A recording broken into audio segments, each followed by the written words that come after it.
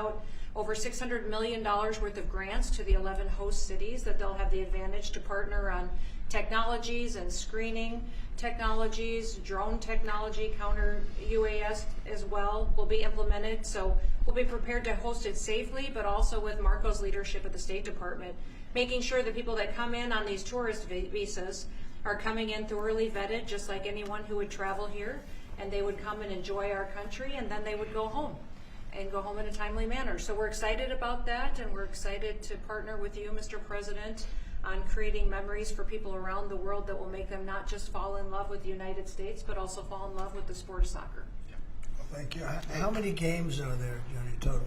Total 104 games, meaning 104 Super Bowls in 1 month. This is the magnitude of the event. You know, when you think It is. It's incredible. it's going to be the biggest sporting event we've ever had. It's like having 104, or even if you cut it in half, 50, 60 Super Bowls, right?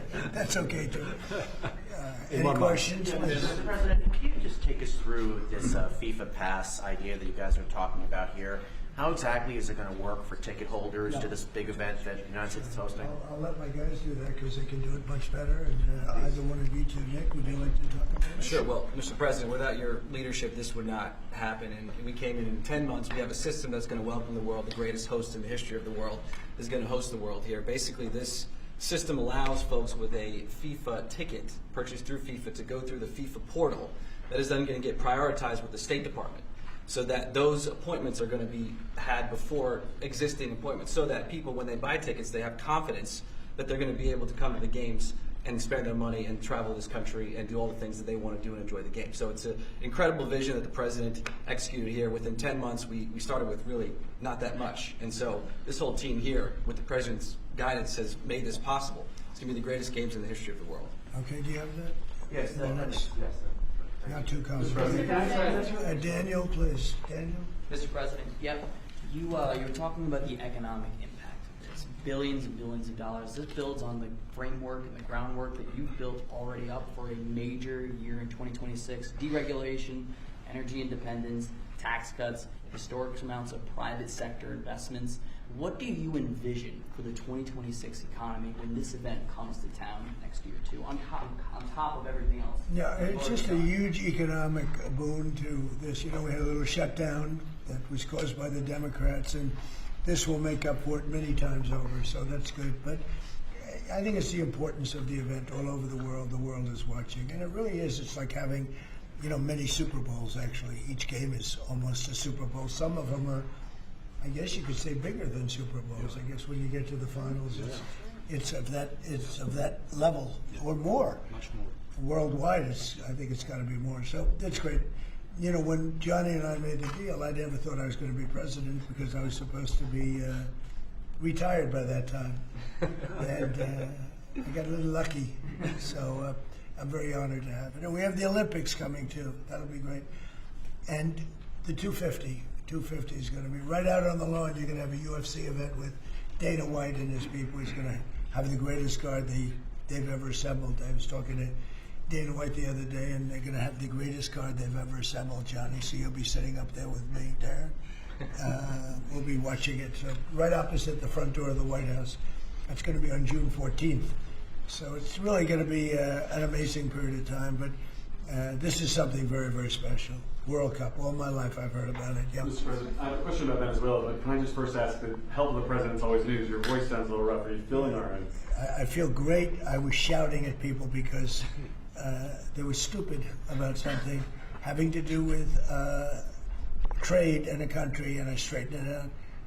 But I blew my stack at these people. Well, it sounds like there's a follow-up there, but can I ask you about Venezuela? You suggested... Sounds as the what? It sounds like there's a follow-up there, but can I ask you about Venezuela? You said there was a polyp, and I said, I don't want to hear that. Okay. You suggested you've made a decision about what you want to do next about Venezuela. I understand you don't want to tip your hand, but is there anything you're ready to rule out at this point? Are you ruling out U.S. troops on the ground? No, I don't rule out that. I don't rule out anything. We just have to take care of Venezuela. They dumped hundreds of thousands of people into our country from prisons. Nobody knows better than this young lady right here. She's done an incredible job with Tom Homan and all of you people. It's amazing. You know, we have a tight border right now. Nobody comes in. but we had millions of people pouring through. A year ago, we had millions of people pouring through our border, and many of them came from Venezuela, including Tren de Aragua, the gang. And I guess what I'm hearing, Christy, is that's as bad a gang as there is anywhere It's the in the world. worst. Is that Absolutely, sir. actually- Absolutely, they are the worst. I mean, they're worse than They're MS-13. killers. They massacre people. They cut them up into pieces and they bury them in their communities where they grew up. They're horrible people. And we had a lot of them, and many of them, most of them, pretty soon, most of them are going to be out. But they sent them in like we're a dumping ground. So I'm not in love with the people running Venezuela. I love Venezuela. I love the people of Venezuela. But what they've done to this country, and I really say this, what Biden and the Democrats have done to this country can never, ever be forgotten. You suggested Maduro wants to talk. Are you prepared to speak with him directly? Would you commit to doing that before you order strikes? Yeah, I probably would talk to him. Yeah, I talk to everybody. Mr. President, Go ahead, follow please. up on Garrett. Was that who you were Please, go referring ahead. to? Was that India? Rebecca Zalko with Blaze News. So, in a recent interview, you had made some remarks about H-1B visas. You said what? about H-1B visas. Yeah. You said that there were certain talents that Americans needed to outsource to foreign workers. Could you clarify? Until maybe? they learn that, yeah. Like, for instance, if you're going to be making chips, we don't make chips too much here anymore, but we are going to be in a period of a year. We're going to have a big portion of the chip market. But we have to train our people how to make chips because we didn't do it. We used to do it, and then foolishly we lost that business to Taiwan. Very, very foolishly, because if they had a president that thought like I did, they would not have let that happen. But it's all coming back. I think we're going to have within a few years, we're going, and not because of the CHIPS Act. The CHIPS Act was a disaster for this country. We gave away billions of dollars to other countries and other locations and companies, and all they did was rob our money. But because of tariffs, the chips are coming back. Chip makers are all coming back. And I think within a very short period of time, we're going to have maybe even the majority of the chip making in the world will be right in the United States. Where it should have been all along. But because we had people that didn't believe in tariffs, they believed in them, but they didn't know how to use them, we would have had nobody leaving our country right now. And instead, you have almost 100% of the chips are made in Taiwan. It's so disgraceful. The good news is it's all coming back. Yeah, please. in the back. Mr. President, The Mr. gentleman in President. the back. Thank you, Mr. President. I want to just follow up on Venezuela. In these talks with Maduro, is there anything that he could say or do that would allow you to feel like he could stay with your support? Is there anything that he could say that you would be, okay, you can stay with you? It's hard to say that. You know, the question's a little bit tricky. I don't think it was meant to be tricky. It's just that, look, he's done tremendous damage to our country, primarily because of drugs, but really because we have that problem with other countries too. But more than any other country, the release of prisoners into our country has been a disaster. He's emptied his jails. Others have done that also.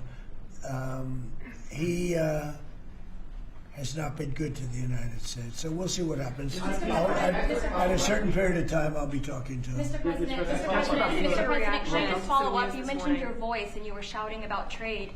Which country in particular Well, I don't upset understand. you? Was it India? No, Switzerland? a country wanted to try and renegotiate the terms of their trade deal, and I wasn't happy about Well, it. which country was it? People want to know. Why would I say that to you?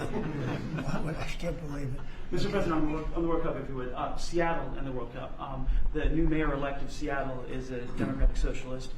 Seattle has six. Or beyond. I watched her. Right, Seattle has six. That's more than socialism. Right, Seattle has 6 World Cup games. How close are you going to be watching that city with the crime in that city? Well, if we think, and I'll have to speak to Johnny about this, but if we think that the mayor of L.A. is incompetent, everybody knows that. You know that I was there, I guess, 2 years ago, and we got all the federal permits taken care of, far more complex than the state permits and the city permits. And Lee Zeldin, who's a superstar, got everything taken care of. The toughest part, having to do with the fires, that should have never happened. If they let the water come in, it wouldn't have happened, right? Do you know that people aren't building their houses yet? I mean, can you imagine that? And if we didn't go in early on, Christy, I think we can say it. Well, the head of their police department said it. They were unable to handle. You would have had, not only did you have the fires, but you would have had total insurrection in Los Angeles. And if we didn't go in, and the head of, the gentleman, he said it, and he said it strongly, he said we could not have done it without the federal government. We did a great job.